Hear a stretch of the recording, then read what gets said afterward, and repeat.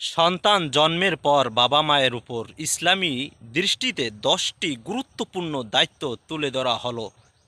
১. সুন্দর ও অর্থবহ নাম রাখা।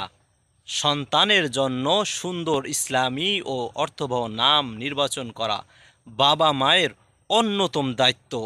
২. আজান ও ইকামত দেওয়া। জন্মের পর নবজাতককে ডান কানে আজান এবং বাম কানে ইকামত দেওয়া সুন্নত। ৩.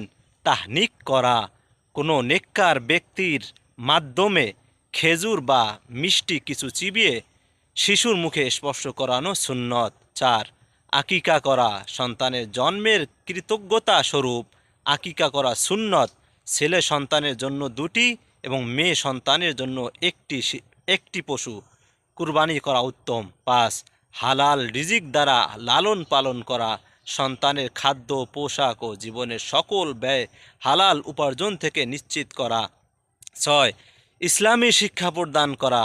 ছোটবেলা থেকেই কোরআন, নামাজ, আখলাক ও ইসলামের মৌলিক শিক্ষা দেওয়া। ৭.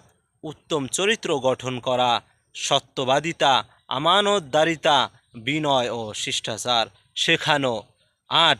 নামাজের অভ্যাস গড়ে তোলা। ৭ বছর বয়স থেকেই নামাজের প্রতি উৎসাহিত করা এবং নিয়মিত নামাজের শিক্ষা দেওয়া। ১০ বছর বয়সে প্রহার করা নামাজ না পড়লে। ৯. ভালো পরিবেশ নিশ্চিত করা। সৎ বন্ধু, ভালো সমাজ ও ইসলামী পরিবেশ সন্তানকে বড় করে তোলা। ১০. সন্তানের জন্য নিয়মিত দোয়া করা। দুনিয়া ও আখিরাতের কল্যাণের জন্য সন্তানের জন্য সবসময় দোয়া করা। আমরা তো দোয়া করি না বাবা। দোয়া এইভাবে করবেন, হে আল্লাহ, আমাদের সন্তানদেরকে নেককার, মুত্তাকি এবং আপনার অনুগত বানিয়ে দিন।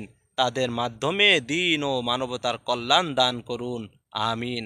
এইভাবে এই গল্পগুলো আপনারা বেশি বেশি মানুষের কাছে শেয়ার করবেন, কারণ মানুষ অনেকেই শিখতে পারে না, অনেকেই জানে না। আপনারা একটু কষ্ট করে অপরকে জানার সুযোগ করে দেন। এমন গল্প পেতে বেশি বেশি লাইক, কমেন্ট, শেয়ার করবেন এবং সাবস্ক্রাইব করে পাশে থাকবেন। সবাইকে ধন্যবাদ। ইসলামিক গল্প, ইসলামিক কাহিনী, ইসলামিক শিক্ষা অনেকেই শেয়ার করে না। আপনারা একটু শেয়ার করবেন প্লিজ এবং সাবস্ক্রাইব করে পাশে থাকবেন প্লিজ।